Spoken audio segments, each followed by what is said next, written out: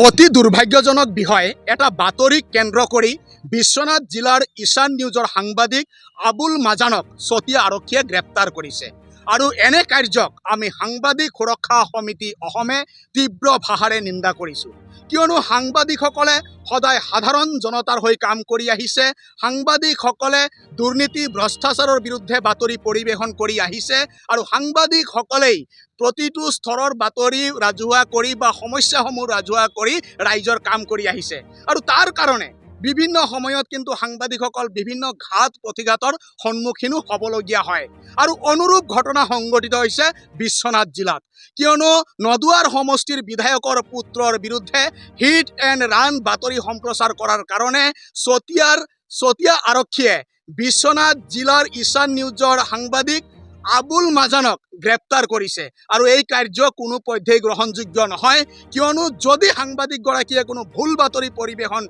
কৰিছিল তাৰ কাৰণে তেখেতৰ ওপৰত মানহানি গোচৰ তৰিব পাৰিলে হয় কিন্তু হেয়া নকৰি আৰক্ষীয়ে তেখেতক ঘৰৰ পৰা গ্ৰেপ্তাৰ কৰি লৈ ৰাখিছে এয়া অতিকৈ দুৰ্ভাগ্যজনক বিষয় সেইকাৰণে আমি সাংবাদিক সুৰক্ষা সমিতি অসমে আহ্বান জনাওঁ আবুল মাজানক বিনা চৰ্তে মুকলাই দিব লাগে আৰু আবুল মাজানক মুকলাই দি লগেদি প্ৰতিগৰাকী সাংবাদিকৰ যি নিৰাপত্তা এই চৰকাৰে সুনিশ্চিত কৰিব লাগে কিয়নো নিৰ্বাচনৰ প্ৰাক মুহূৰ্তত এই চৰকাৰেই কৈছিল আমাৰ চৰকাৰ আহিলে সাংবাদিকসকল সুৰক্ষিত হ'ব